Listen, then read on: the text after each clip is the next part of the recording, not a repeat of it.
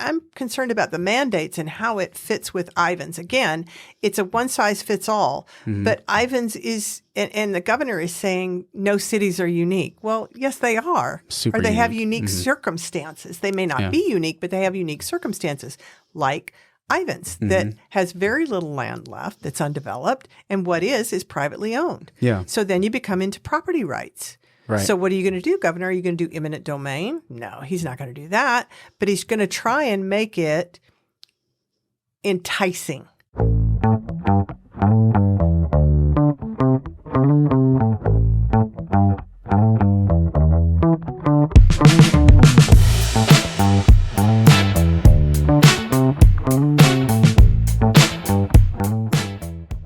Hey, everybody. Thank you for tuning in to another episode of the 435 podcast. Today, I had the gracious pleasure. This was super fun to have Sharon Gillespie on. We talked about really specific Ivins city stuff. So if you have no interest in Ivins, you probably don't want to keep listening. Truthfully, Go right? have a nap. Go have a nap. Go But have we a nap. talked about SITLA property. So if SITLA is interesting, though, stay tuned because we dive into SITLA. We talked about affordable housing affordability, and all the different complexities to that. And we also got a little bit of your past and to understand like where you've come from and now sitting in a city council seat, how you represent the city of Ivins. So good luck to you. Thanks for having us on. Enjoy the episode, everybody. Make sure you like, subscribe. We're like over 300 followers on YouTube. Hey, these are good milestones for us. We want to just keep it going. So if you like this episode, share it out. But like, subscribe, and jump in the comments, and we'll see you out there, guys. So like thinking about this whole thing, like learning about like what a broadcast is with social media, and then like how do you make it work to where people actually listen? Right. It's so fascinating. It's really annoying amazing. though. It's really annoying. Why? So complicated. I can't even imagine. Yeah, like the radio. I think of like the radio. Yeah. What they had to go through, right, was hard, but it was like physically hard. It wasn't necessarily like this real complex system. Right. And now to do like a radio show, it's that times 5. Maybe even 10. Wow. Because you're just having to duplicate it on so many different platforms to reach so many different audiences, where when it was radio, it was like, that's all you had. That was And it. everybody listened to it. Yeah. Because there was no other communication device, right? Right. And now we have this platform of models of ways of communicating. And then we have these little micro communities that are completely digitally connected. It's fascinating. It's crazy how we communicate. Way beyond my scope of understanding. I know, but it's required. It is. It is for you. It makes the system break down. How? Because communicating clearly to one another, we're going through the midst of Babel. Yeah. Falling. Yeah. There's too much. It's too much noise. Too much noise. And the people that are making the most important decisions are having I think a difficult time filtering out what does the community want versus what individuals want. Would you say that that's true? There is a balance. Okay. And it's our job to find that balance. Mm-hmm. So thinking about getting elected, where are you from? Remind me. Well, I grew up in Texas. Okay. And most recently, before Ivins, we lived in Seattle, Washington. But Okay. I've lived all over. I got transferred like 4 times in 5 years. Okay, so can we walk through all of those real quickly? Like almost like Sure. rapid fire? Sure. What city in Texas? Amarillo. Amarillo. So the up north. Right? So my one of my best friends, I can't call him my best friend because my other friends get mad at me. I know. He's from Canadian, Texas. Oh, I don't know that one. So it's about an hour and a half north of Amarillo. Okay. Just a ranch community. Yeah. We're talking Yeah. 600 people. Yeah. That's it. So he had 12 sections. His family had 12 sections of ranch land. Okay. And they ran cattle. They have oil on the property as well. So they had the oil rights. Mm-hmm. And so he got into the Navy. So he's a Naval Academy grad. Ooh. And he wants to go back there and run for office. He wants to go back to Canadian and run for office in North Texas. Good for him. Yeah. So that's kind of cool. So you grew up in Amarillo. How long were you there? I grew up in Amarillo. I was there for 16 years. A fun fact to know about Amarillo is right outside, about 45 minutes, is a place called Paladuro Canyon. Okay. It is the second largest canyon in the United States after the Grand Canyon. Right. They have an amphitheater there.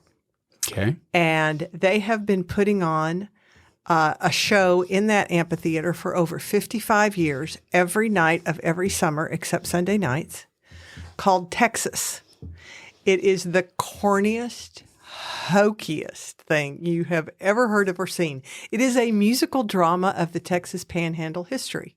Okay. Right? You think, And it's, oh my gosh. it's been the same way since they started? Well, I mean, they've changed Adapted choreography some of the and things a adapted little some bit. new music and things like. But it's the same story. Yeah. So I was a dancer in that show for 7 years. Okay. My sister was a singer dancer in that show Uh-huh. as well. So I grew up in that canyon. I turned 13 singing and dancing in that show in that canyon. So Palo Duro Canyon is like our Tuacahn. Yes, exactly. Exactly. But they do the same show every That's summer, every year That's for so over cool. 55 years. That's so cool, man. It is. It is. We went back about 8 years ago for the 50th reunion, I guess. Yeah. It was magical. These are the people that raised me. Yeah. Because a lot of them were college students. It was attached to West Texas State University Okay. in Canyon, Texas. So there's a lot of college students from there, a lot of college students from Texas Tech, and all around the tri-state area. Yeah. So these are the people that raised me. They're just amazing. And That's cool. We're still all connected to this day. Yeah. How big was Amarillo when you were there? Like, what would you say the population is? Not a clue. Not a clue. Don't even care. Don't even know. Oh, I care, but I couldn't tell you. I'd have to Google it. That's interesting because like we're in the moment where we're the adults in a small town that's in a transitioning phase. Yes. And Amarillo went through that already. It had already gone through that because Amarillo is a pretty sizable city at this point now. It right? is. It's expanded. I gotta know Outside. how big it is. Google it. I'm gonna look. Yeah. So anyway, but I think it's an interesting comparison. Yeah. Because I think in time we almost might be roughly the size that it was maybe when you left, like Ivins is. Oh, I think it was bigger square footage wise. Yeah. It was much bigger square footage wise. Yeah. Than Ivins is now. Yeah. It was probably more along the lines of St. George a few years ago. St. George? Yeah. Okay. Fair enough. I mean, we had a mall and everything in Amarillo. Right. Yeah. So, yeah. And there were Because I flew into 3 or Amarillo 4 when we high went to, schools. Yeah, when we flew in there, it reminded me of like a medium-sized town. Yeah. Right, just Amarillo itself, and Yeah. then there was like the scattering cities around it. Right.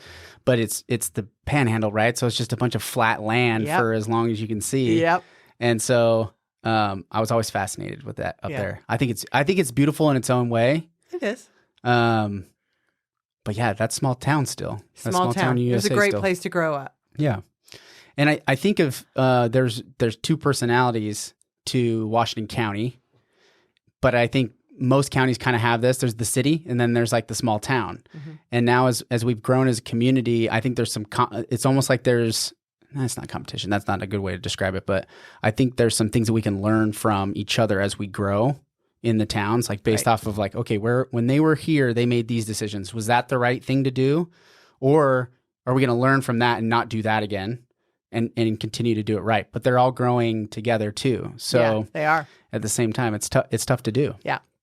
But what made you? Okay, so you went from Texas to where? To Denver, Colorado. My dad was transferred to Denver, Colorado when I was in high school. I finished high school there. And then I went back to Texas. I was a student of the ballet. Okay. I went back to Texas Christian University in Fort Worth, Texas. Nice. Go Horned Frogs. Go Horned Frogs. Graduated with a BA in communications. Okay. Went back to Denver to work and worked there for a few years. What year? Maybe how? Would you mind? Yeah. Are we going to talk I'm about 66. dates? Okay, you're 66. So it was 79 when I graduated from college. 1979. Yep. Okay. Went back to Denver. Inflation was insane. 1979. By the way, everybody. I'm just letting everybody know. Yeah. Inflation was insane. Worked there for a few years and then transferred to Houston, Texas. Mm-hmm. Worked there for about 4 years. Transferred back to Denver in the business that I was in. And that I was in sales. So I have been in sales since I graduated from college. I followed in my father's footsteps. Because you graduate with a BA in communication and then you go, Now what do I do? Yeah. Right? I graduated with a poli-sci major. So there you go. I did the same thing. I didn't go to law school. And it's like, oh, I guess you go figure out what you're going to do. Right. I was a minor in poli-sci, right? Yeah. Didn't want to go to law school, didn't have the money to go to law school. And, a degree in communications, that and 50 cents back then would have bought you a cup of coffee. Yeah. So I went into sales, and I had a very good mentor early on who taught me and helped me grow and learn. I was straight commissioned for 8 years. And that I was selling really exciting things, color-coded filing systems for doctors' offices and hospitals and insurance companies. It was wild. At any rate. That makes me think of this. Right? Yeah. That makes me think of this. Yeah. So when I transferred back to Denver, I said that's when the economy really was taking a dive in Denver. That was about 85. Okay. And so I needed to look for something else work-wise.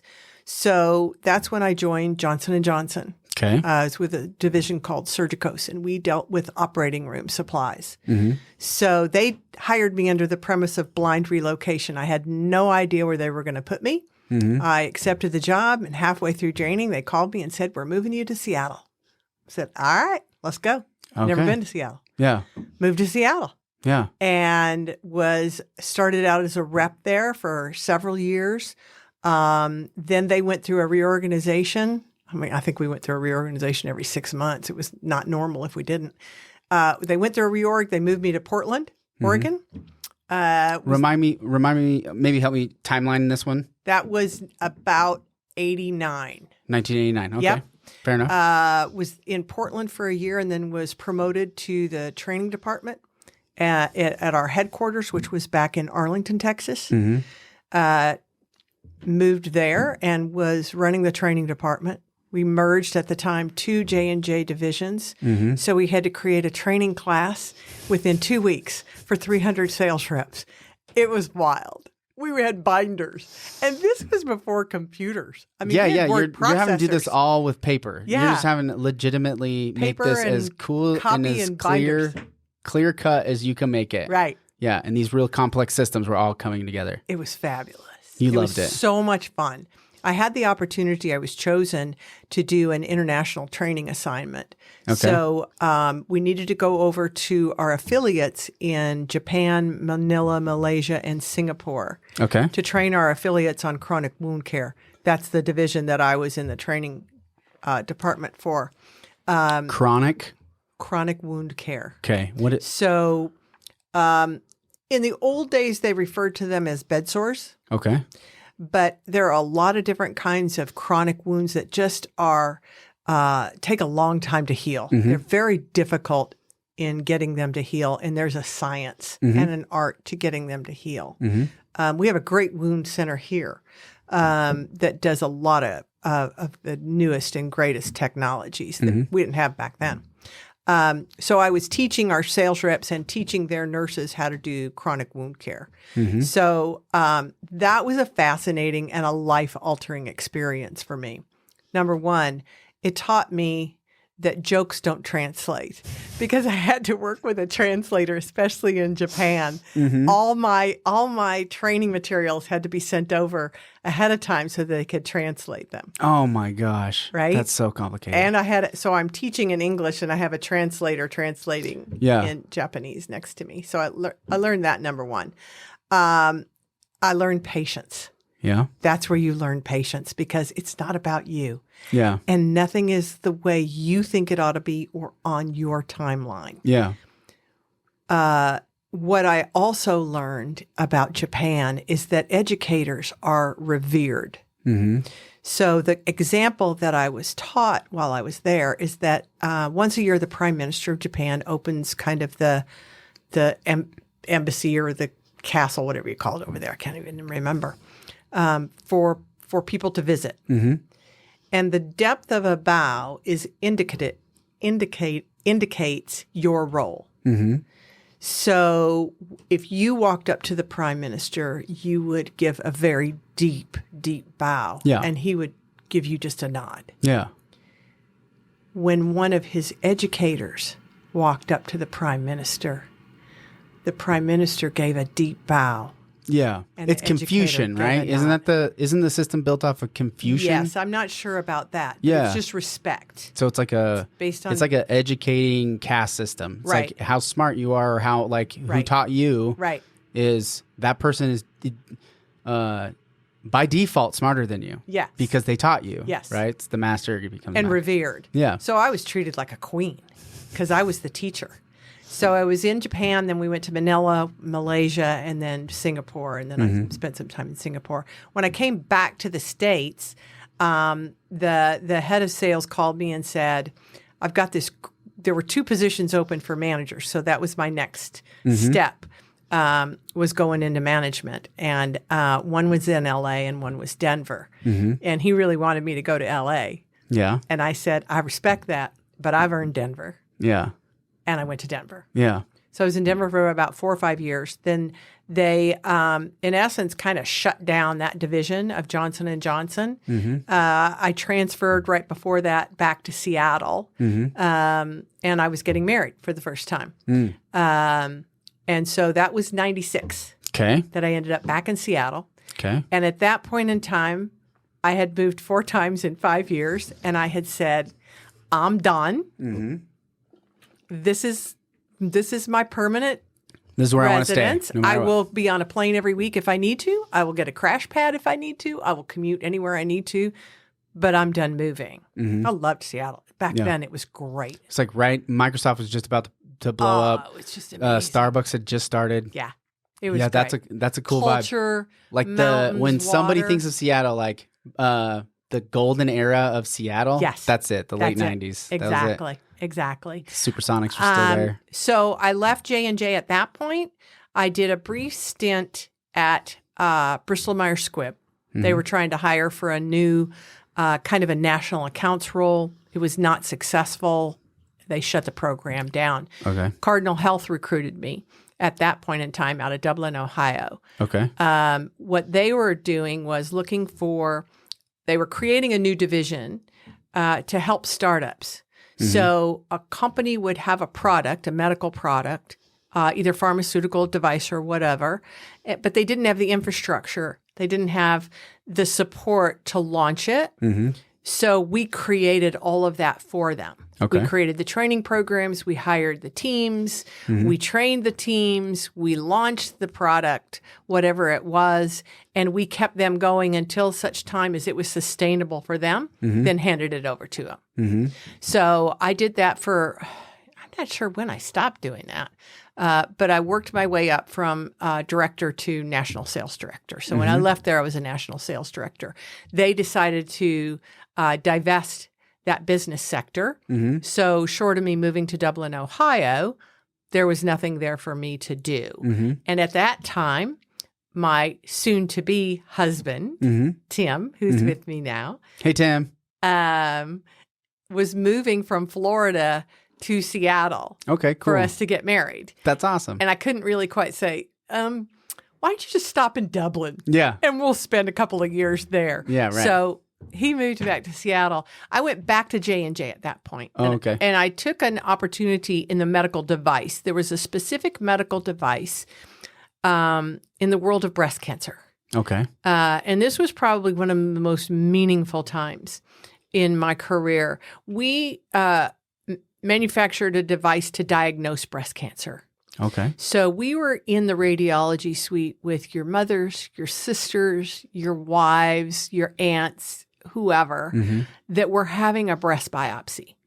And we were the ones helping the doctor make sure, the radiologist, make sure that they got accurate samples. Yeah. Because it's a very tricky procedure. Well, it was back then. It's probably not now. But it was a very tricky procedure. Yeah, I right think there. it's still pretty complicated so far, but For they're getting better at accuracy. it. Yeah, for accuracy, because it's an extremely I think it's 50-50, right? And I think it's 50-50. It's only accurate up to about 50%. Well, it depends. It depends. There, you can have it under ultrasound, you can have it under X-ray, or you can have it in MRI. So it depends on which type you're having. It's still super hard. It's very hard Yeah. because those little boogers are small and tricky. Yeah. So that was amazing because we got to make a a difference in a woman's life every day. Yeah. The other device we sold was if she was diagnosed with breast cancer and she had to have a surgical procedure, we had a device that worked similar to a Geiger counter, and it worked on the lymph nodes. So there was a dye that was injected into the lymph system, and this device would basically tell the doctor, the surgeon, which nodes were hot and which ones weren't, so that he didn't have to take all of the lymph nodes, because that creates an unbelievable, horrible situation for a woman. Oh, okay. So he would only have to take the nodes that were hot. Okay. In many cases. So that was the other device we sold. So again, we're in with the woman. So is it the device for that one?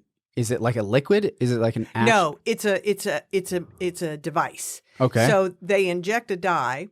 And then the device reads. And the device reads it like a Geiger counter. Got it. Okay, now I'm understanding it. Okay, got it. Cool. So again, that's fascinating. Just it was amazing. It was an amazing time, and again, got to make a difference in a woman's life every day.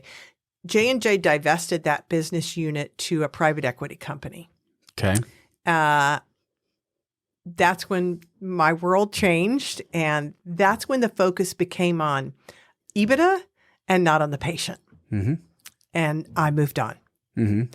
At that time, interestingly enough, I was going through a situation with my mom, who hi, Mom. Hi, and no, she's no longer with us. But she's with us then. She's a sweetie pie. She's with us then. She's the best mummy in the world. She got to a point where she couldn't.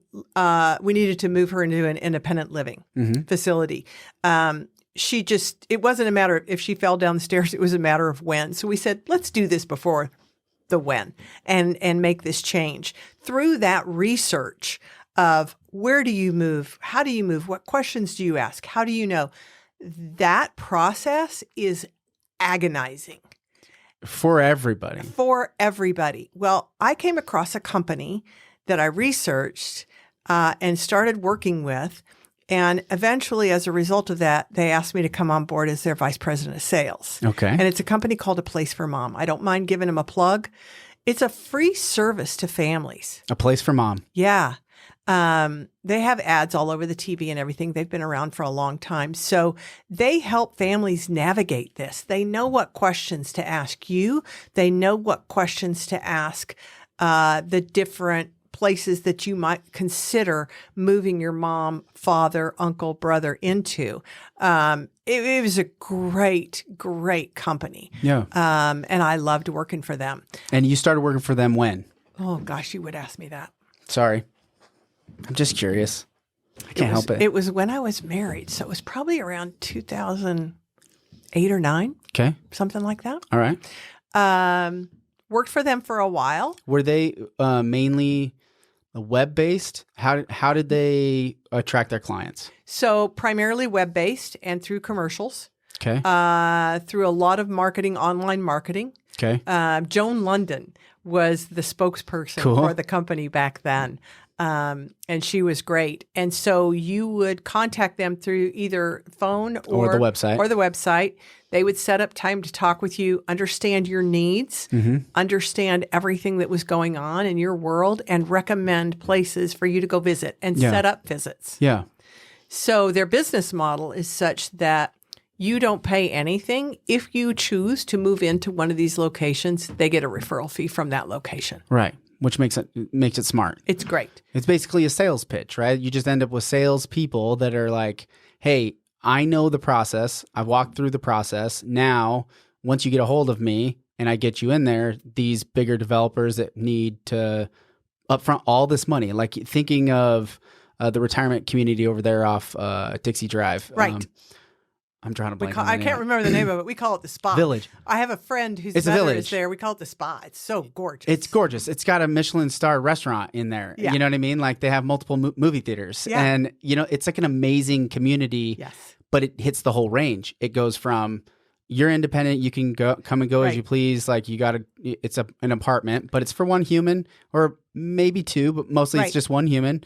And you get storage, you get everything you need. And then as you get older, you just go to the other wing of the village. It's the full continuum of care, what we talk about. So it makes the transition, if you need to make those transitions, easy. Yeah. Versus or having to it's go find a new location. And it also could be a jumping ground. Like one of the thoughts that I had when I saw it first going up, I'm like, think of how many people that are just solo. They're like, I just want to try the town out, but I don't want to be fully committed. I want to date, but I don't, you know what I mean? It's like, I don't want to die here. Yeah. But get here and then be like, oh shoot, I can't go anywhere else. And so it could be a middle point for somebody to decide, is this the town that I want? And then maybe they buy something here. You know, I think it could be this mid jumping point for some people. Yeah. But it's a cool idea. But for them to be able to build that kind of thing and have that as an option, it takes a lot of money. So you got to fill them up. You got to sell the rooms. You got to make sure that it's, in a lot of cases, it's pre-sold, or at least 50%. Yes. You know? Yeah. So they're becoming quite a popular business entity right now. So I did that for a while, and then I wanted to get invested in the software industry. Okay, it was huge in Seattle, right? Big thing. But I wanted to stay connected into health or wellness, so I joined up with a company called Limeade. Sounds like a drink, but it's not. I think it is also a drink. It is a drink. This particular company was not a beverage company. So they dealt with employee engagement. Apple ruined culture. it for everybody. I know, right? They started with stupid Apple, and then everybody wanted to be a fruit. Yeah. I'm sorry. No, that's okay. I took you off track. So Limeade dealt with employee engagement, well-being, and culture. It was amazing. Amazing company. They just sold to WebMD about 6 or 8 months ago. Cool. So I was there for a couple of years. The board decided at that time that they wanted a VP of sales that had taken a company public. I didn't have that on my resume. So we had a very, very pleasant parting. Yeah. And then I joined a company by the name of Bausch & Lomb. And the reason I joined that company was because of the CEO, Joe Papa. So Joe had worked for a company called Parago. Well, let me back up. Joe had been my boss's boss at Cardinal Health. Okay. Way back when. Okay. Knew his ethics, knew his values, knew his business model thinking. Great man, great leader. He then went to a company called Parago. When I was at Limeade, Parago became a customer of ours because he wanted well-being, employee engagement, and culture for his employees. Yeah. So I got the pleasure of working with him again. That's cool. Amazing guy. And that was a good company too. So then he was recruited to work at Bausch & Lomb. Bausch & Lomb was under the umbrella of a pharmaceutical company called Valiant Pharmaceuticals. And they had a president and a board that was a disaster. Oh, no. Literally, ethically, morally, legally, a disaster. Didn't go well. Did not go well. So Joe was hired to come in and clean it up. So it was interesting. I was going through a course at the University of Washington at the time that this all happened.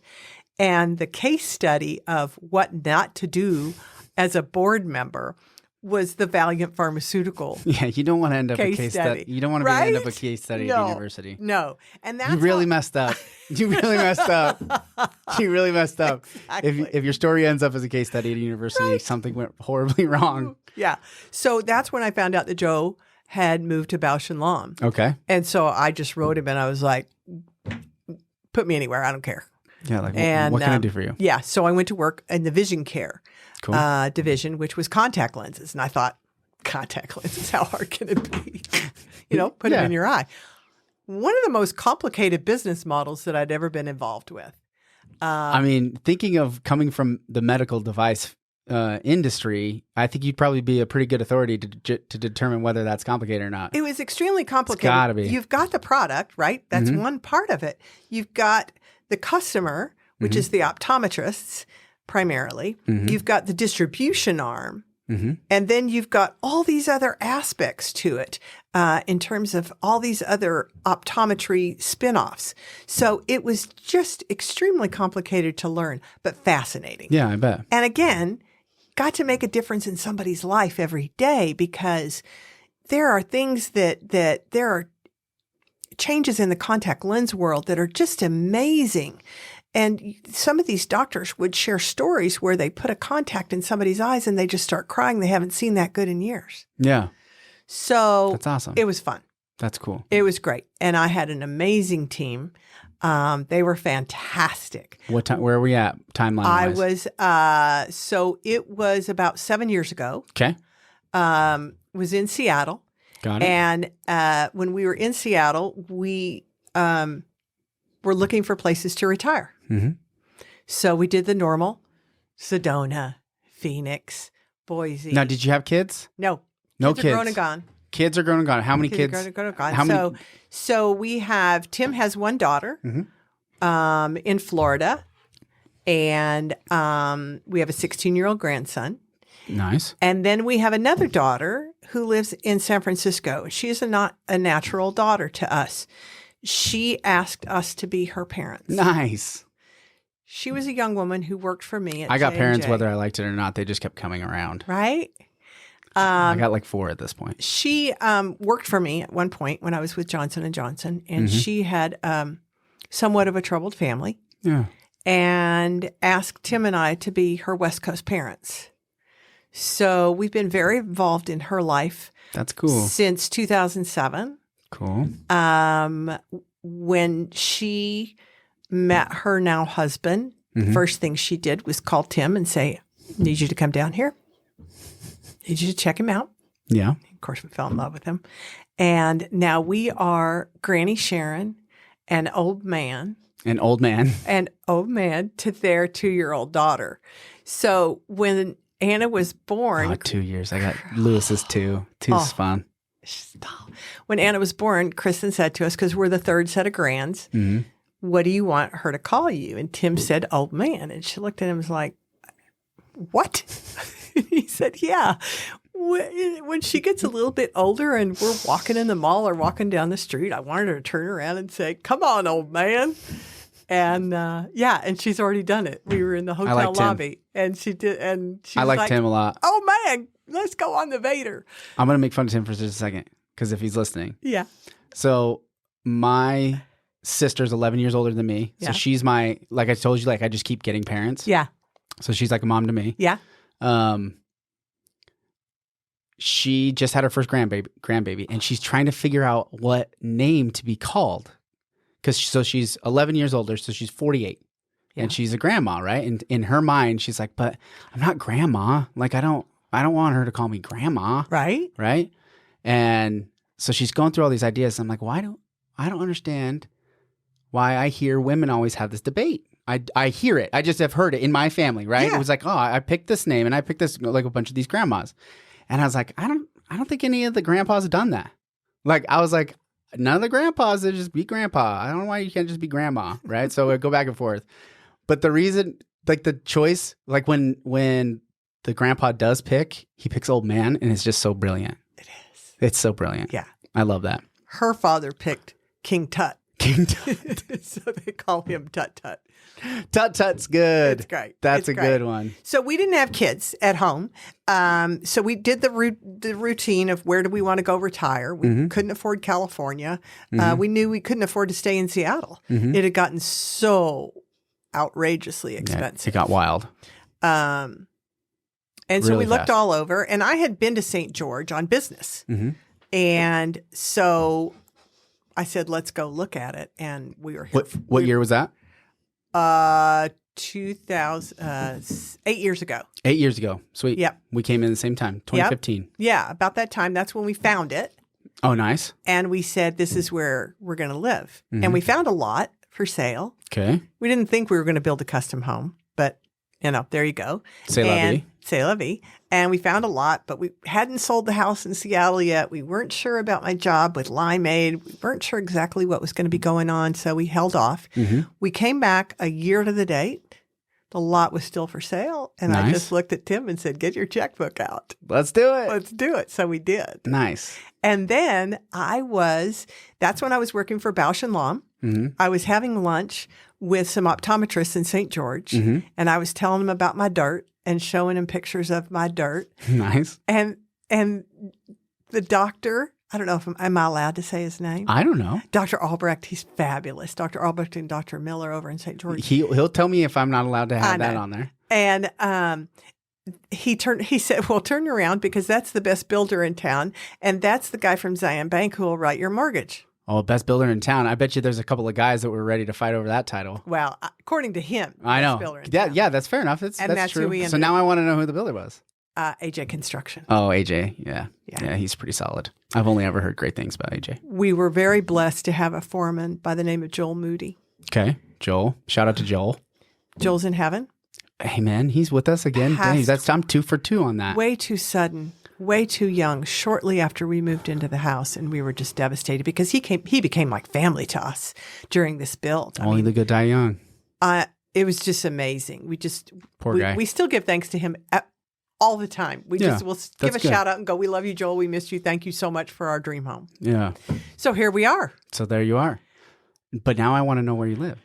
I live in Ivins. I know, but where? I live behind the Vista School. Okay. Sweet. In the ungated Palisades. Okay. We call it the poor Palisades. No. We couldn't afford April Beardall and Gordon Beardall, they would disagree with you. They're not. Do they call it that too? No. No? I love April and Gordon. April is one of How the most. How do you know them? They go to my church.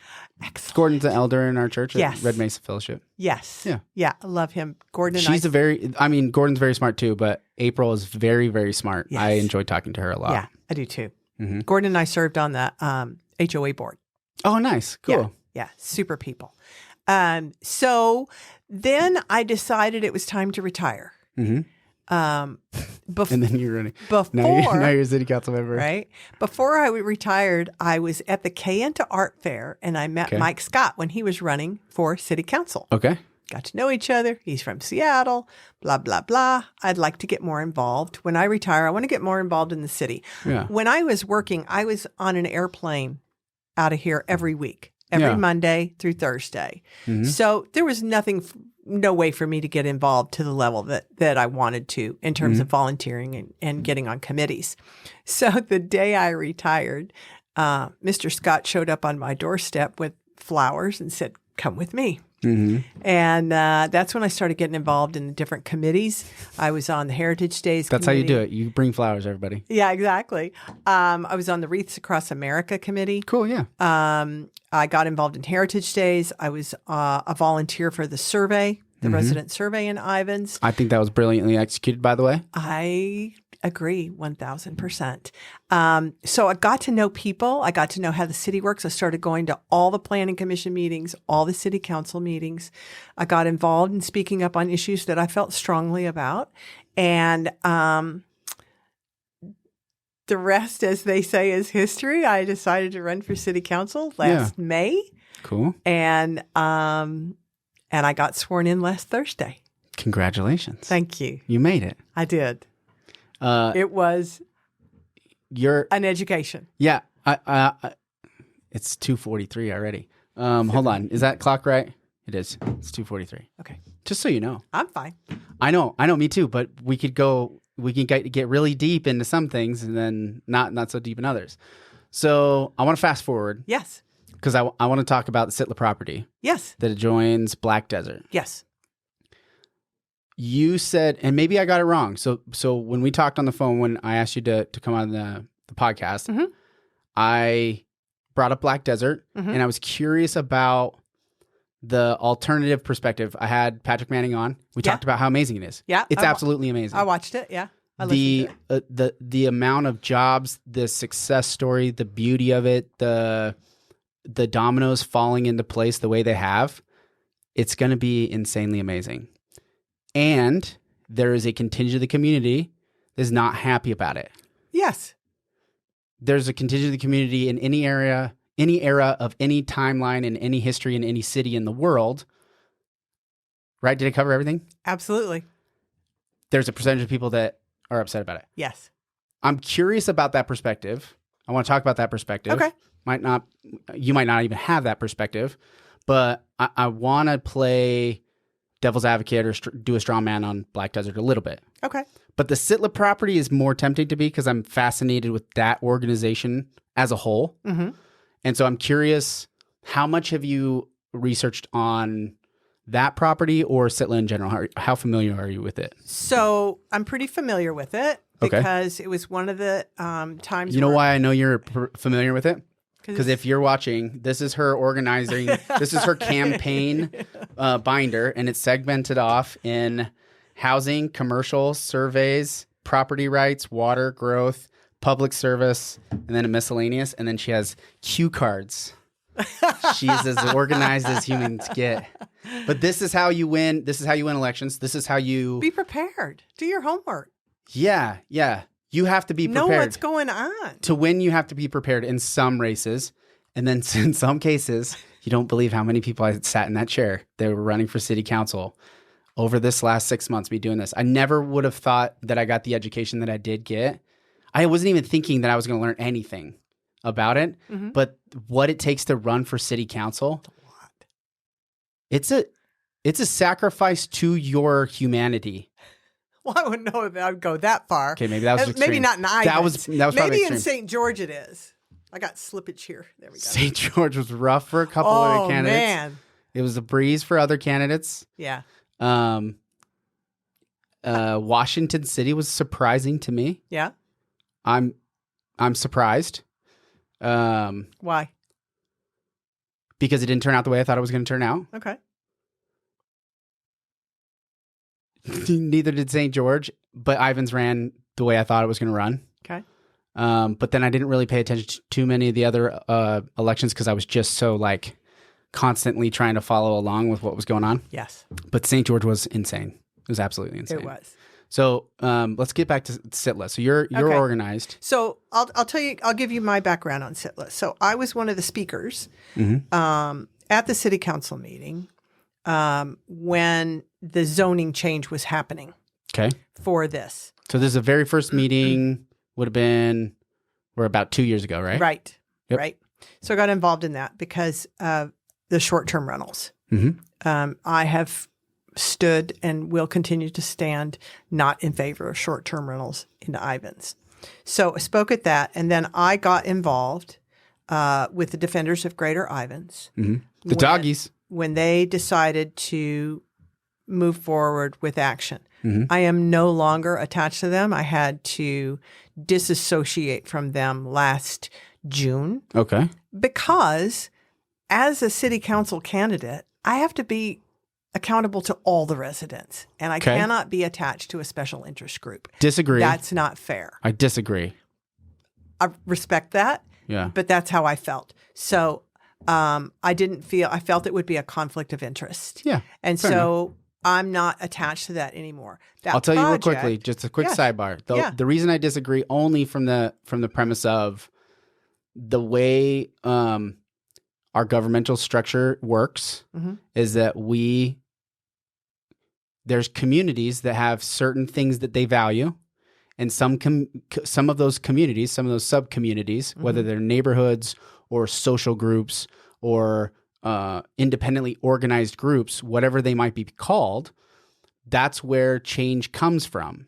Is that your group is the majority or the, 3/4 of the population that want this thing and value this thing. So then that they vote as a block, right? Block voting and things like that. So at the city council level, we get really individual relationships. The relationships get really close together, right? And so it can be really difficult, to your point, to say, hey, it's already a small enough crowd. I can't just have this one little enclave that I feel like I have to cater to in these opinions, right? So I got to be my own individual voice.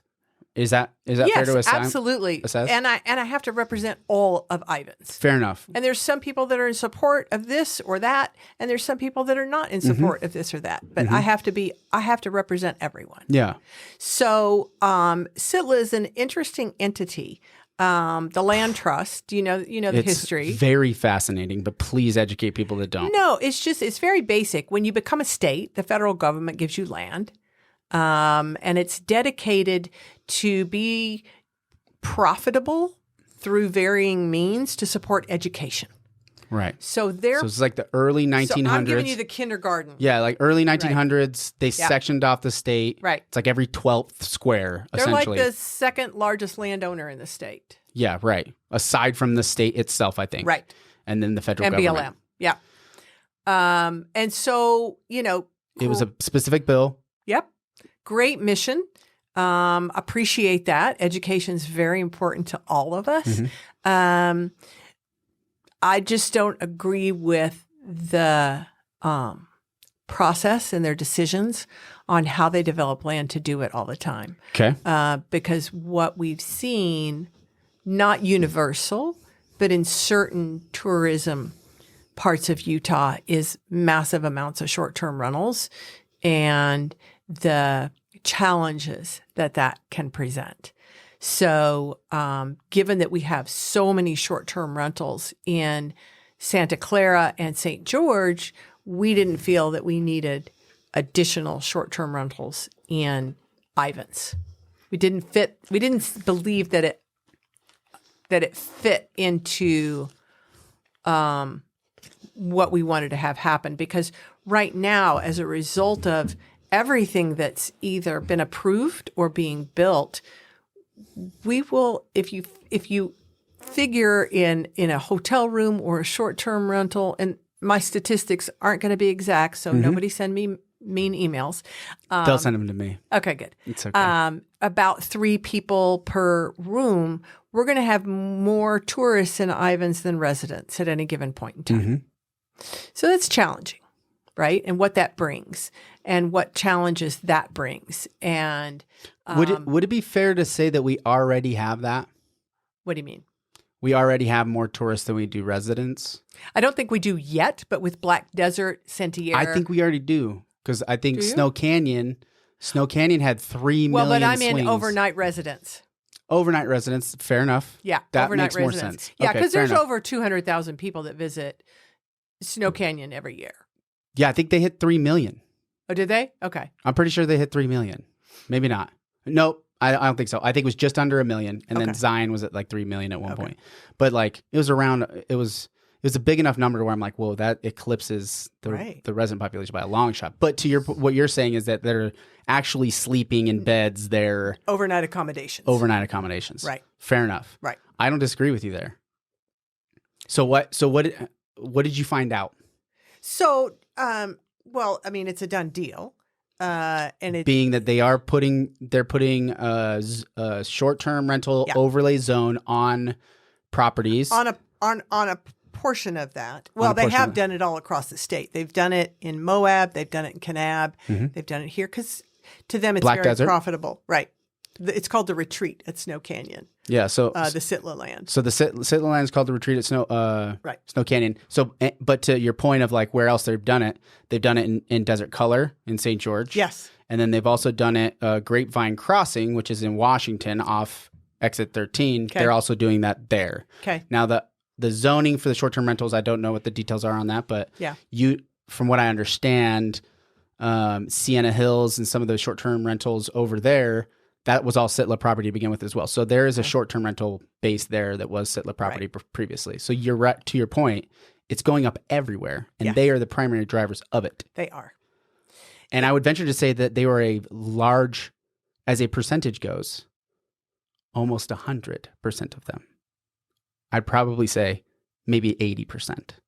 80% of short-term rentals on SITLA property in Washington County. Okay. Well, there's going to be a section in the Retreat at Snow Canyon that's not short-term rentals. Right. But there's a big part of it that is. And my concern. So you try to fight it, and they said no. Well, I don't know where it is in the appeal. So the way it works is in Ivins, if you want to appeal a land use decision, it ends up going to district court because there is no appeal process in the city government of Ivins. So that's where it is. So I don't know where it is from here. Yeah. You'd have to talk with somebody that is in the Defenders of Greater Ivins group. Because I've detached myself from it for city council, I have no idea what the status of it is at this point. Okay. On purpose so that, I can stay objective. Yeah, that makes sense. To the best of my ability. If they're listening, please stop putting any more money into that because they can do whatever they want. Please stop suing them. Please stop taking up legal time and energy and judges' times because SITLA can do whatever they want. Well, but they that's do a not have to problem. do what it's a problem, but it doesn't matter because that's what the rules are right now. Well, the rules have been that. Yeah. But here's the challenge with SITLA that I have personally. I got a couple. And this is my own personal opinion. I'd love to get Kyle in here and just Right now, we have a problem in the state of Utah and in Ivins for affordable housing. Now, when we talk about affordable housing, we want to talk about moderate income housing, affordable housing, and housing affordability. And they're three very different topics. Very different. But affordable housing, and the governor is creating mandates that are very challenging for cities to do affordable housing. He's using what I like to call a peanut butter spread approach or a one-size-fits-all approach. And the reason I call it that is because several times in my career as VP of sales and sales director, companies wanted to use a peanut butter spread approach for quota, for sales reps quotas. So they believed that everybody should have the same quota, right? Mm-hmm. That's fair. Everybody should have the same quota. Well, okay. Do you have the same opportunity in Oklahoma City that you have in New York City? They're different. Probably not. Yeah. So I'm not in favor of this one size fits all. I'm a shopper. When I worked, the only reason I got up in the morning was so I could shop. And I can tell you right now that one size does not fit all. It just doesn't. Anyway. Not for beanies, not for hats. Nothing. That's a misnomer. It is a misnomer in the world. Don't accept it. That's right. So I'm a schmedium. There should be an option for schmedium. There, see? There you go. I shouldn't be a schmedium. I'm getting closer to medium, but there you go. Not by choice. In my opinion, SITLA has an opportunity that they could help in this environment. 100% agree with you. We have teachers that can't afford to We can't hire stay police here. officers. We can't hire police officers because they don't have anywhere to live. We churn out nurses more than we can fill. They can't even work. There's job openings at IHC. Right. That our nurses that we come out of our own college can't take because they can't live here and get paid the amount that they need to get paid. It's ridiculous. That's a whole nother issue. It's all running together. I agree with you, but it does run together. Well, number one of the problems is that as I understand it, I might not be completely accurate on this, our wages are typically about 30% lower in southern Utah than northern Utah. Mm-hmm. Well, that's a problem that we need to fix. I don't know how to fix that. Nobody's asked me. Okay, well, I'll let you fix that one. So, but in the meantime, if SITLA's mission is to support education, supporting education could be accomplished through building affordable housing for teachers, administrators, bus drivers, cafeteria workers, so that we can retain, because it's all about retention. Mm-hmm. And that's not happening. Instead, and to be able to educate the students, back to Japan, like this is a great loop. Yeah. In order to instill trust and clear-cut education direction. Right. In support of the parents who are also involved in it. Right. Like when you have a really involved parent teaching a kid and then also a really involved teacher teaching a kid, all of a sudden you get a superhuman at the end of it. And it's almost like for some weird reason culturally, we've turned the education system into a legitimately the worst bureaucracy in this entire country, in my opinion. It's a nightmare of a bureaucracy. It's so antiquated. It didn't evolve with the internet. And it needs like a massive overview. This is me going, that was raw. Mission statement of the SITLA, though, is what I'm looking for. Yep. So I'm right there with you. I agree with you. That we could do better with that SITLA land for the mission.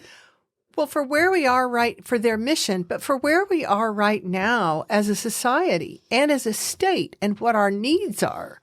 Now, I don't mean we have to sacrifice their goal and their mission to raise money for education. Not at all. And as I understand it, the money's going from the SITLA property here will be going for the University of Utah. So it doesn't even stay in this area. It goes up north, which I understand that enables then other money to go different places. But, You won't believe this. Yes. This is what Bard, Google decided. I typed in mission statement of SITLA, Yes. Utah. The Utah School and Institutional Trust Lands Administration, SITLA, mission is to advance education in Utah, get this first one, preserve, protect, and enhance. SITLA's strategic plan is to effectively manage state trust lands for the benefit of current and future beneficiaries. That's all of the humans that live in Utah. They've just broadened it so far from that first line. They went from the first line of saying mission is to advance education in Utah to beneficiation of current and future beneficiaries. Like just anybody who might we decide to benefit from this. They've made it so broad. Right. So how can you, it doesn't make financial sense, because if you put that bucket in there and you say, hey, I want you to build housing that's cheap, stays cheap, and not cheap in quality, but inexpensive in ability to purchase and or rent. Right. And you're going to put it on the land that you have. And maybe there's a tax that specifically goes to them in perpetuity through the city. And SITLA now has helped solve this problem. They say, no, we need the thing that makes us the very most money on our bottom line. Yes. That's what they do. Those are two different missions. That's not the same mission. Right. So how do you change that? That's up to the governor. The governor. It's not. I don't even think it's up to the governor. Well, they have their own board, and then they do. have a financial board. They do, but the governor appoints the SITLA board, to my knowledge. I don't know if he's the sole appointer. I think it might be the whole state. So it might be a combination of two. This is great because you're fleshing out like where do we get to like the start of the problem. But I think it's a problem. Well, and all we ever hear, because prior to my being involved in this, some other people had gotten involved in it and written letters to state senators Romney and Lee, and both were told, like, good luck. You're dealing with SITLA, good luck. We can't help you. Mitt Romney. Well, I mean, you can't go to your congressional senator because they don't have the weight. They might have like, hey, talk to this guy over here, but it's the Utah state representatives. Those are the people you have to go to. Right. It's Brooks, right? Brooks and I'm horrible like pulling names out of a hat. Neil Walter. Neil's. Yep. He's So he's county. House. He's the county. Yep. Ibsen's a senator for here. Ibsen, for here. That's right. So these are the people that we got to talk to too, as well as the governor, right? It's like we got to talk to our representatives and the executive. So bringing to this point, maybe I'll just pull Cox back into the room and say, hey, let's talk about SITLA one. Like help me understand SITLA better. Well, and so in the meantime, our challenge is that the governor is sending out these mandates for affordable housing, this peanut butter spread approach, or the one size fits all. So let's look at Ivins. We're about 10 square miles, right? City doesn't own any land here. Everything that is left that has not been developed is privately owned. Okay, so do we tell that owner what to build? That's a property rights issue. Do we incentivize them to say, hey, we'll give you tax incentives or this or that or lower impact fees? Hold on. To build? I would say if you purchased a property willingly as a private entity and the zoning was such, because the zoning was set before you were alive, so it doesn't matter whether you want or not. Now, it may have been changed along the way. You can change the zoning. You can request zoning. But you can always change the requested zoning. So if I buy a piece of property and I want to change the zoning and to do this thing that the city doesn't have to approve, like I don't have to approve you to go build an apartment complex on that piece of property because the zoning says this. Legally, I do not have to allow you to build that because the rules were set. The game was set before you came to the table, right? I'm not understanding you. So let's say I have something. Let's say I have Main Street, right next to Vista. Okay. Right. That's privately owned. Privately owned. Gentleman out of Florida. Already has a zoning. He comes to the city and says, I want to do something that my zone doesn't allow for. He has to request a zone change. He's got to request a zone change. Right. We can deny that.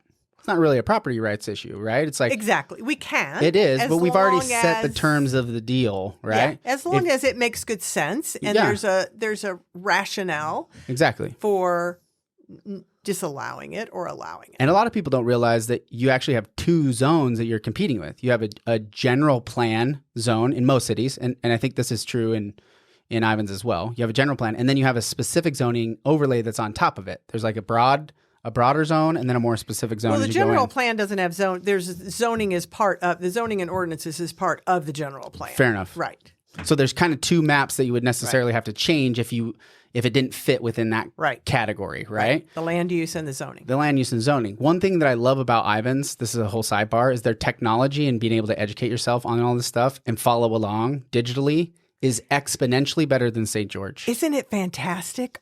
Brilliant. Our website is great. I could search video terms. Yes. What was said in the video. Yes. I could say, because the transcript's there. Yeah. And then it pulls you directly to the part in the video when they're talking about that thing. I'm like, this is so awesome. I know. It's brilliant. I know. So being able to do research on the Ivins City website is insanely. It's 21st century. St. George is not that way. Washington City is not that way. Go Ivins. They might not even know that they're crushing it in that category, but they're for sure crushing it in that category. I think they've been told. Okay, good. That's good to hear. I'll remind them. They deserve it. I'll remind them. So you have these different zonings, right? So it's tough to do, but SITLA is a state mandated organization that gets to do what they want, from what I understand. So then we have to figure out how do we navigate it? Not how we navigate SITLA, because we can't navigate SITLA, how we navigate this affordable housing mandates that's coming down from the governor. Mm-hmm. So what is he saying that they have to do? Well, I haven't looked at the whole plan yet. Well, and I haven't either. And there's a lot of legislation. I was just listening to a webinar the other day. I think they're going through it right now, right? They start next week. Oh, that's right. That's coming up. That's going to be talking about a lot of different aspects about it. But basically, there are mandates to have affordable housing or moderate income housing. I don't know which they're defining these days.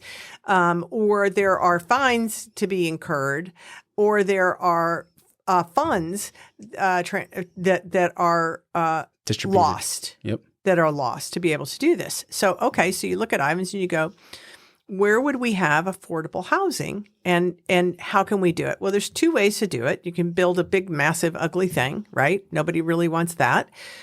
So I have two ideas. Number one, the first idea is when we have developers who have private property and want a development, asking them to carve out a couple of small sections of more affordable housing, smaller lots, smaller homes, more affordable, because you accomplish two things with that. Number one, you meet your requirements that the governor is sending down, but you also get a blended community, which is fabulous. You can get a real blended community, as opposed to just all same behind brick walls. So I love that idea. But you also need, for affordable housing, you need infrastructure. And there's two different kinds of infrastructure. There's roads and all of that, which we have. That's not a problem. But you need infrastructure. And I'll give you an example. When I lived in Bellevue, Washington, where I lived, they wanted to put a domestic violence for women and children shelter very close to our little neighborhood. There was a church right by it that we went to. So we went to all these meetings and everybody was talking about it. And I finally, some of us stood up and said, we're not opposed to this, not in any stretch of the imagination, but let's look at the logistics. If you're going to put a group of people in a spot, there were no bus routes close to that spot whatsoever. There were no stores close to that spot whatsoever.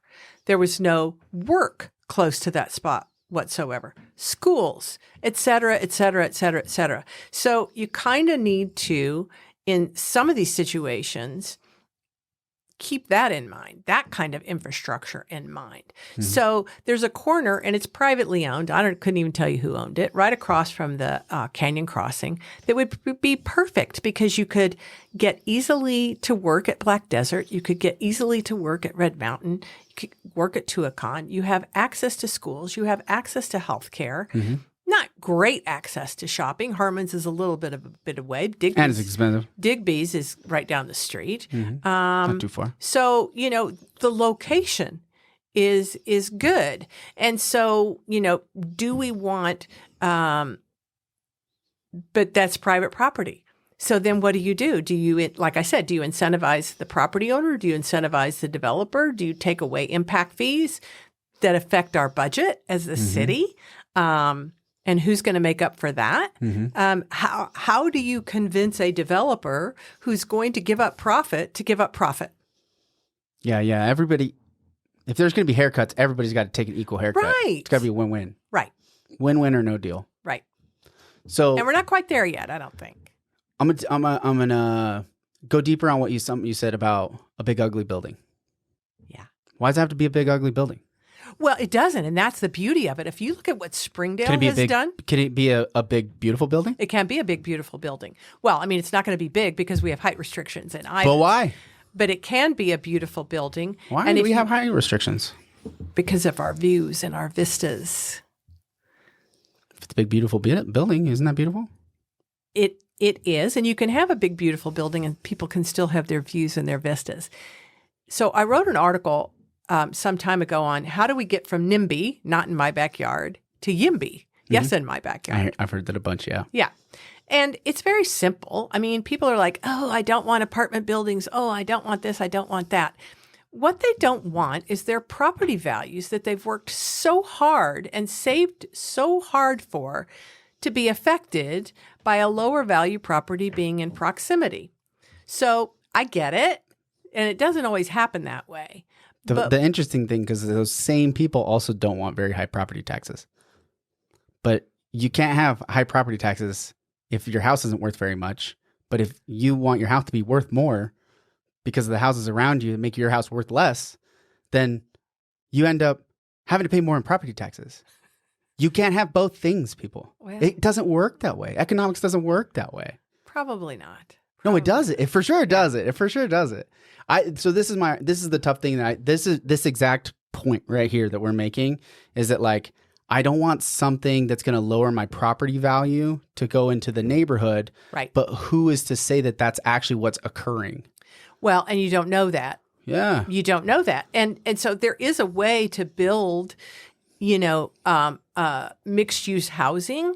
I totally agree. That is attractive and fits well. Now, again. And it also just depends on where it is. It does depend on where it is, but it also means sometimes a little less profitability for the builder because they have to make accommodations for appearances to fit in and blend well, and so that it feels community based. I think what people see is, I refer to it, the gray gulag behind Harmon's, and that's what people immediately go to and are terrified is going to happen in their neighborhood. The gray gulag. The gray gulag. Okay, I don't blame them. So I got to tell you a story. What? I have buyers come from, I think they came from Arizona. And the lady, as I was driving on Snow Canyon, beautiful, I'm on the Black Rocks, Red Mountains right there. She says, "Is that a prison?" No joke. I'm not even kidding you. Yeah. She said, "Is that a prison?" And I was like, I laughed because I thought she was kidding. She was kind of kidding. Yeah. She's like, "But that doesn't look good at all." Right. Because you just get abruptly hit with it. Abruptly hit with it. Yeah. It's not going to always be that way, people. It's not going to always be that way. There's going to be something else developed in front of that. But to the point, right? We make these cookie cutter type communities, right? We do this townhome thing where we connect them, and it's every 4 because you get a discount with the impact fees if you do certain blocks. And then I've sat in these appointments with these developers and looked at how they look at it. Yeah. They start with the units. Yeah. How many people can they get in there, and what's the rent value that I can get from it? Right. And then they do the math. Right. And then whatever fits the math, then that's what they go with. Right. And if it doesn't fit the math, they just don't do it. Right. They do something else, right? So if we make it too complicated, they won't do it, right? Or make it too demanding, and the numbers don't work, they just won't do it. Right. So, but Cole West didn't do great with that one. I'm going to be honest with you. I wish it would have been better looking. There's a lot of different alternatives. Sometimes we don't also know. When we start out, we Right. think it's going to look differently than when it actually shows up in the world. And that's unfortunate, but there is some just risk to any vision of any property. There is. Absolutely. Yeah. I would agree with that. So, but it's the whole picture and what we look at and how we make a community. Yeah. And how it fits into our general plan and how we manage as best we can the governor's mandates. I'm very concerned about where this is going and what's going to be coming down if all of this legislation comes through. So I've heard two things. I think the mayor said in one of the talkabouts, and it might not have been at the talkabout, could have been a separate thing. But from what I understood, there was going to be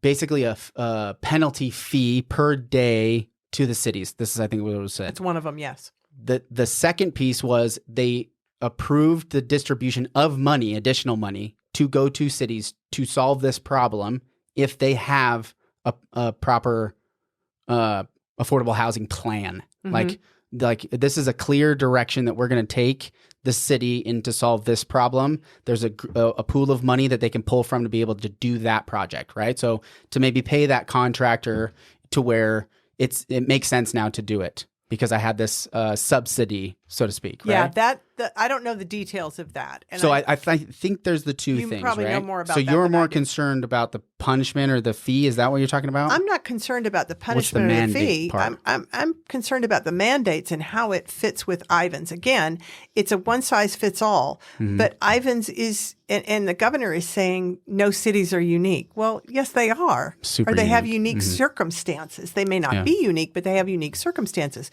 like Ivins that has very little land left that's undeveloped, and what is privately owned. Yeah. So then you become into property rights.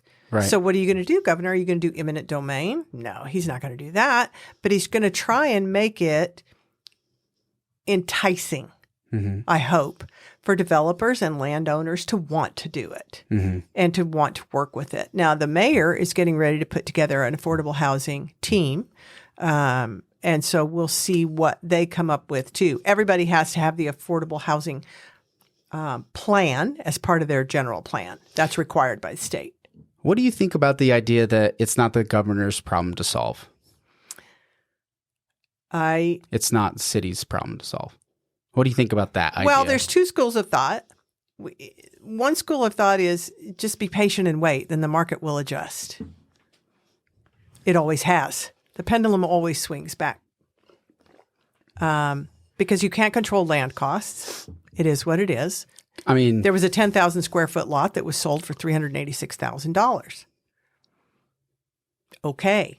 You can't control land costs. You can't control building costs. You can't control the mortgage rates. The only thing you can control is the process and maybe helping the process out. I don't think it's I think that we need to be patient and wait. I'm glad you said that. That's my personal opinion. I didn't come up with that on my own. I heard that from a state representative, and I agree with it wholeheartedly. There you go. Because I think all of this forced fun. Sorry, I'm losing my little headset here. Oh, yeah. You're getting comfy. Right? You're settling in.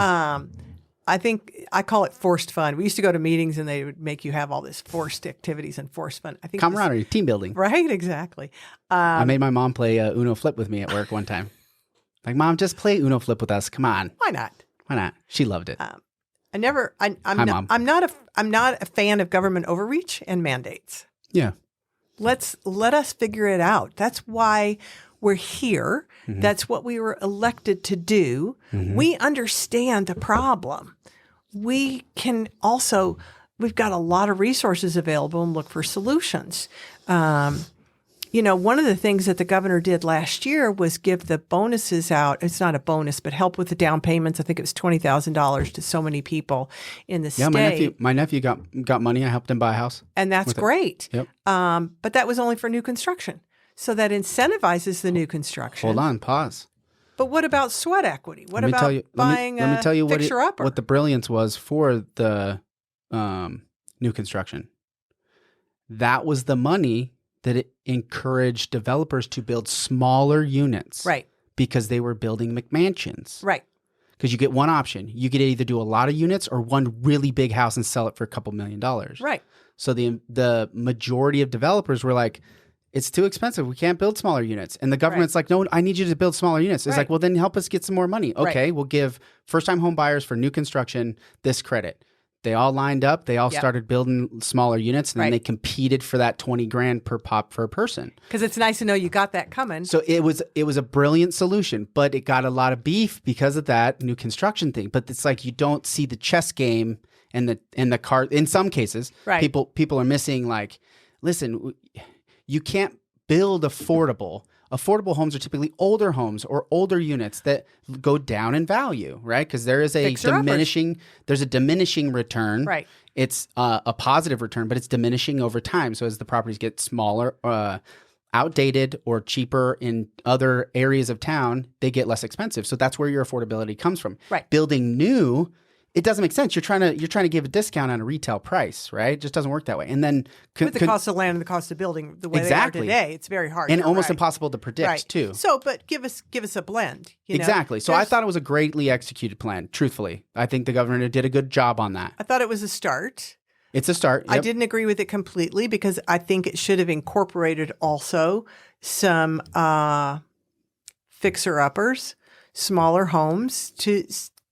When people have some sweat equity in their home, there's a value to that as well, and help them get into those just as they would help them get into new construction. Yeah. So, it wasn't all bad, but I think it could have been balanced a little bit better. That's all. I hear you. There's a couple federal loans for the fixer-upper thing. There's some FHA-backed loans that are like that. Mm-hmm. Can I tell you the challenge with them? Yep. Because you're relying and trusting somebody to do this thing that takes energy and effort and expertise and time, and you're wanting to give a cash benefit for them to be able to do that thing, it's hard to follow the process to the finish line to make sure you're actually getting the result that you're ultimately wanting. I agree. Does that make sense? Yeah, it's a good point. And so it's like there's a bang for your buck element to how we use money to encourage this type of an incentive where the market can still solve the problem. Yes. You're trying to change the process. Yeah. We're kind of almost, I think you described it brilliantly. Yeah. So, and then you look at the wages, where we've got an issue with the wages in southern Utah of a 30% differential. Mm-hmm. That's a contributing factor as well. So who's the biggest employer in Washington County? Do you know that? They want me to solve the problem at a city level, but I can't control the affordability of housing. I can't control wages, and I can't control the mortgage interest rates. Correct. The largest employer in Washington County would either be Intermountain or Washington County. Pretty close. Walmart. Oh, there you go. It's number one. Then the school district. Okay. And then it goes into the cities. Out of the top 5, there's only one private entity, is Walmart, out of the top 5. Oh, wow. Okay. Which is, I think, pretty fascinating. Yeah. How do you change wages? If the majority of the county, you go to the people, these organizations that are publicly, you make them pay more money. Well, because that's the biggest percentage. You can impact. All I'm saying is I'm laying the cards out. I hear you. If the public employers raise their employees' wages, the whole county's wages would increase. That's the way it works. It's competition. It is. It's a public business that is employing private citizens. The public is the one who gives them their own raise, people. Like, these are public organizations. Right. Cities. Right. Counties. Ask for more money, people. They should be able to do it. Yeah, I don't profess to know the answer to that, to the wage issue in our area. I'll say the other thing. That is way over my head and way above my pay grade. I think that helping, so that would help. And the other thing is Tech Ridge and Black Desert succeeding. We make sure they succeed. Yes. Right? Yes. Because those are going to employ thousands of people in a lot of skilled ways, some not so skilled ways. In Black Desert's case, not necessarily a high skill, but probably high value. Mm-hmm. And then Tech Ridge is high skill and high value. Yes. Which that kind of that could be a huge boost for the entire community. Of course. Right? It's going to raise all boats. Yes. I think, but that's a time. That goes back to time. It's like being patient. Like, we have to let these things marinate. I had a mentor. I went to a military school. Yeah. So my parents weren't around for, basically 5 years from 15 till 20, right? So I had just parents from my military school, private boarding school. And I had a major. He's a major in the Army. And he would say, "You have to boil your frogs slowly, Mr. McFarland." And I would be like, "What? Sir, I don't know what that means." "You'll learn someday." Right? And he's a slow talker. And he didn't like me because I was loud and I had a bad mouth. And Ooh, a side of you I don't he probably know. liked me. He probably liked me now as I'm older. But I think he didn't like me, and then I didn't like him too, so I just always avoided him at all costs. And but I will never forget him telling me that, because I see it happen in my life all the time. Mm-hmm. It's like, you have to boil your frogs slow. You gotta calm down. Everybody just relax. Right. Yeah. But I think the governor is in a not in a panic, because that's not a fair word for him, but I feel like there's immense pressure to get it done today. I don't know if that has to do with his reelection or if it's just because we're not alone in this. Utah is not alone. This is a universal problem in the United States. Mm-hmm.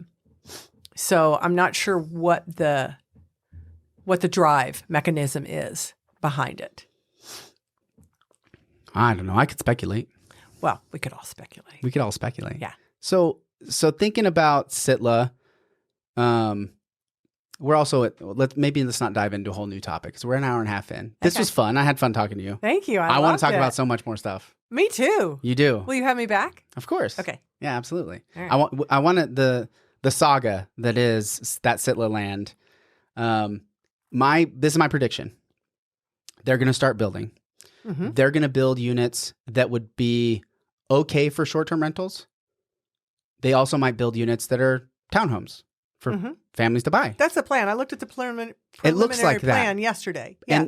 And I think the biggest thing that I got from the SITLA, or from the meetings with the city, because I understand both sides. Like, I'm so torn, because I'm a real estate guy. I'm a real estate agent. Like, this is how I make my living. I can't say that it's not biased. It is unfortunately biased, but I'm trying to challenge myself in all ways. Like, fight this thing that is going to make money. And anyway, that being said, I think we're going to end up a product, like the product at the end is probably going to be acceptable to all the parties once it's all said and done. Is 100% of people going to be happy? No, but they can move. And their houses were so much more right now than when they bought it. I guarantee it.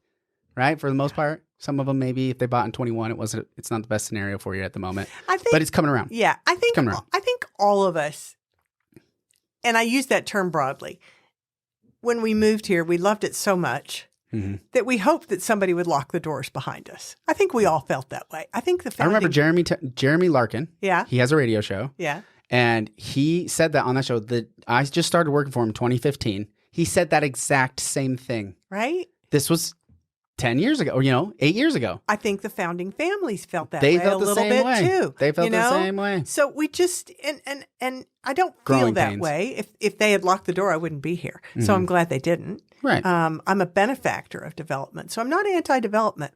But I've also lived places where I've seen growth issues, and it's not managed well. And then that results in a whole lot of problems. So I just want us to be thoughtful as we go forward. And like I said, Ivins is so small and there's very little land left to develop. But I want us to be thoughtful in our decisions going forward and what we do develop. Yeah. A lot of people didn't want to see Black Desert and didn't want to see the SITLA develop because we want open space. And that's kind of the old of lock the door, don't let anybody else in because we want all the open space, right? But there's balance of open space and there's balance of people that we want to welcome into our community. And then I'll leave this last thing with that idea of the open space. 2 thoughts on this argument. 1, 11% of our county is privately owned. 11% of all the land around us. In this county? In this county, 11% is privately owned. Okay. We have a lot of open space. We'll always have a lot of open space. It's never going to disappear because the federal government is never going to give it to us. Well, If Senator Lee has We don't his have way, enough water to develop it anyway. So if the argument is, let's annex this into a city, right? the obvious answer is, and do what with it? You don't need it. You shouldn't be developing on it because your economy and your water resources can't support it. Until something changes, we're just hold on to it for a little while. That makes sense to me, right? It doesn't make sense for them to be motivated to do any of that.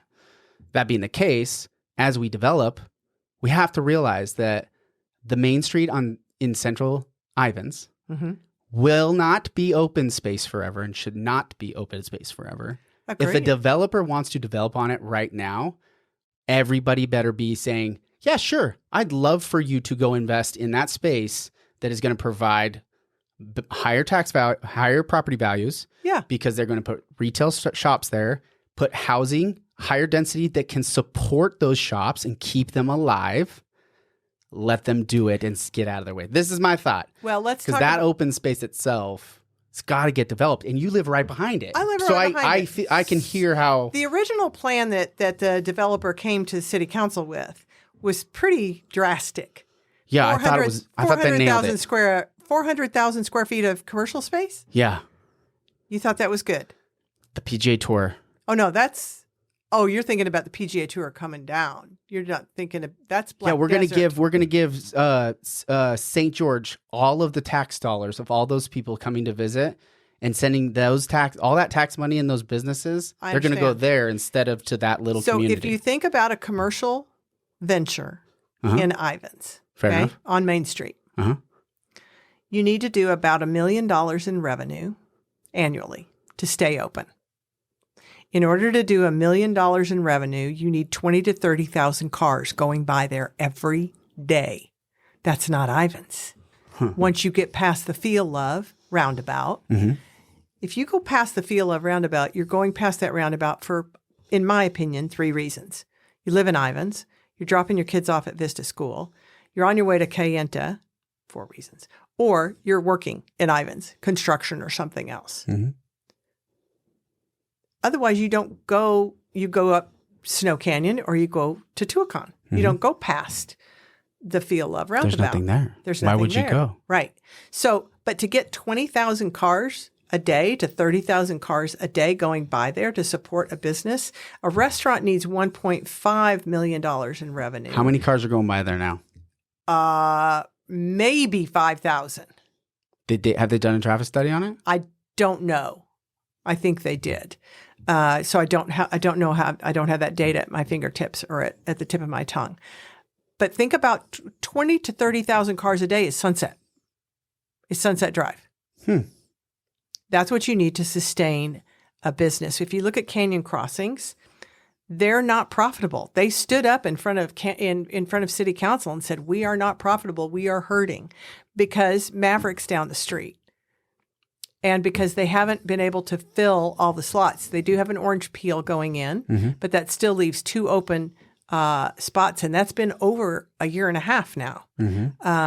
So all of those spots need to do $1 million in revenue a year. And to do that, they need 20 to 30,000 cars to do that. So if you continue on down to Center Street and you're going to put a commercial venture there, which I'm not against, but I want to make sure it's going to survive, that we're not going to have empty storefronts, because there's a lot of empty storefronts, even in St. George. What does the empty storefront do, though? An empty storefront, you're not getting any revenue. The city's not getting any revenue from it. But if it's just a vacant piece of land, they're not getting any revenue either. Agreed. Well, they're getting property taxes. They're Still, actually, but and they'd they're not actually getting increase their revenue. property taxes if you made it from land to an actual building. You would be improving it, even if it was But sitting vacant. I don't think you want vacant commercial They property. won't be vacant forever Won't be, but if there's houses behind it. if there's houses, well, they're already When the rest of the building fields get built around out. the And then if I'm perimeter. in Santa Clara, Yeah. or if I'm in Ivins, or maybe if I'm on the west side of St. George Yeah. and there's a cool shop up there, maybe I'll cruise up there. Maybe. Maybe if I'm in Snow Canyon and I just played 18 holes on PGA golf course, there's this really cool antique shop down the street that I saw on Yelp. I'm going to go check them out. Good. And I'm going to jump on my scooter and go do it instead of Absolutely. getting my car, Yeah. right? Yeah. Or my golf cart. Yeah. So that could and eventually Could be successful. There's no question about it. That and it could. in what, 5-10 years? Yeah. But if the developer's like, hey, I'm willing to take the risk on this right now. Yeah. And the worst case scenario for you is you have a vacant, commercial property and, I got to pay you more money for it. Why would the city not take the gamble? Why would they not do that? Well, nothing's been presented to us. I think two things have been presented. Well, no. There's only one thing that's been presented to City Council was the initial building. But I think they had an obvious rejection on it, right? Obvious you're gonna rejection have to come on back. that. Yeah. So, but they haven't come back with another option. What they came back with it was the back side of the property, residential. Right. And that was approved. That's so funny. That's so funny. That was approved. I don't know why that's funny. So they haven't come back with a design for the front part, to my knowledge. Yeah. I haven't seen it. Maybe it's out there. I just haven't seen it. I can see why they'd be hanging tight because there's just not a lot of liquid capital in the real estate market at the moment. So it's like, well, getting the funds to do commercial at this moment. Right. The pool is pretty quiet. So residential makes sense. Yeah. All that to be said, city missed the opportunity to say yes, and then now the train's on the tracks, and now the capital's like, oh, we're allocating it, and then we could have had a city walk the day they open PGA. I'm just looking like quarterbacking it, Monday morning quarterbacking it, and say ultimately we're going to get something really close to this. Ultimately, it might be 15 years from now, but ultimately we're going to get something really similar to that thing they presented. This is my prediction. They're going to get it anyway, but we missed it in a 10-year window. I think we'll get something, but I don't think it's going to be 400,000 square feet of retail and commercial. I can't wait till we find out. I'm so excited to find out. Because I think that's Will you remind me? I will. Let's do it. I will. Then we'll know we've been doing this a long time. We'll know in that moment. But right now we need to focus on making Black Desert successful. Yeah. Yeah. That's going to be our that's prayer and city good center. vibes. You're like, okay, come on, guys, you got this. That's going to be our city center for now. Yeah, it's going to be the city center. Yeah, it will be. Yeah. I just think of the cool little mom and pop shops that could have gone in there. You know what I mean? $1 million in revenue. How do you get $1 million in revenue? They could. They could. There are certain businesses. So it was really interesting. I went, all my family except my brother and sister live in England. Mm-hmm. And I went to see my family in September. And they live in these quaint little towns all over England. Mm-hmm. And they have these fabulous little city centers, cobblestones, tables and chairs, kids playing. There's usually a park nearby or There's something two cities like that come to mind. Berchtesgaden in southern Germany. Yeah. And Bruges in Belgium. I love Bruges. Another one. But yeah. Bath, England. It's one of the coolest cities in the world, Bath, England. So I asked my cousin, I said, I took pictures of it because I was like, this is exactly what we want for downtown Ivins. This is awesome. Mm-hmm. This is fabulous. But when you look around it, the businesses that are sustaining it are pubs. We're not exactly a pub-centric community. Nothing wrong with it. In Kayenta they are. Well, there is a pub. But I mean, these were all pubs. And even the pubs were hurting because of inflation. Yeah. So people weren't stopping at the pub on their way home anymore because it was too expensive. They were getting home and having their drink there. Mm-hmm. So pubs were supporting this infrastructure of this darling little area. And so I asked him, I said, what other businesses are successful? And he named a few. Charity shops are very successful, but they don't pay taxes because they're not for profit. But they're very successful. Yeah. They're very successful here too. Nail salons are very successful. Some hairdressers are very successful. Mm-hmm. Boutiques typically are not because, they ebb and flow. Yep. So what do you put there that's going to be successful? It's a good point. Right? So, but it was darling. I wanted to fold it up and put it in my suitcase and put it on Center Street in Ivins. It was so Have you ever seen Zoolander? I did, but it was a long time ago. So they present him with this library that he's donated all his money to, and it's a tiny model. And he looks at it and he's like, this is going to have to be 3 or 4 times bigger. Because he's thinking that was the real thing. Idiot. It's such a brilliant movie. It's horrible in a lot of ways. It's not a Christian movie. I will say that. I understand. But it was funny. Those are my heathen days. There you go. Thanks for coming on. Thank you. I think this was fun. I want to keep chatting. I hope I, I think we talked about all the hot stuff. Okay. Downtown city, Ivins. I mean, I was annoyed at first, and to your point, I'm short-sighted in thinking too. Like, this developer comes with this plan. I think one of the things, one of the numbers. This is the last thing I'll say. Yeah. One of the interesting numbers is that how many approved units across the state, high density approved units, the city councils have like greenlit that are not doing anything. They're not coming up. They're not building them. They're approved, ready to go. Why? Not going vertical. Why? Doesn't quite make sense yet. It just doesn't make sense yet. Or the money they did have to fund that thing no longer exists. Yeah, venture capital the liquidity in the market, right? Yeah. This goes back to the Fed. All these things, they all flow together, which I think is super fascinating. I like looking at it. Venture capital is pretty tight right now. Yeah, venture capital is, but any development capital and things like that. And that's where, hopefully the state can do some things to incentivize these things. But mandates of like requirements, these are all horrible words to invoke on any human population. You can't force people to do stuff. Incentives are what work. We know that from the past. Yes. Incentivize the right people and do it above board, like as clearly visible and in the open as possible, and don't do it behind closed doors. And you have good leadership in your cities. Let them lead.